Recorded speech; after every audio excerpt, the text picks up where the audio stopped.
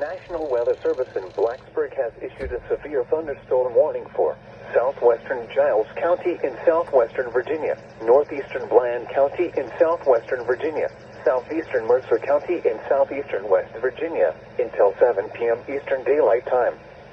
At 5:53 p.m. Eastern Daylight Time, a severe thunderstorm was located over Princeton, moving south at 15 miles per hour. Hazard, 60 miles per hour wind gusts and quarter-size hail. Source, radar indicated.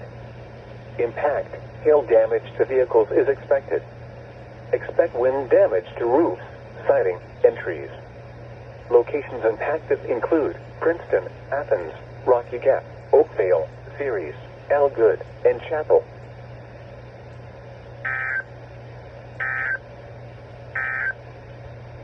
And now a special weather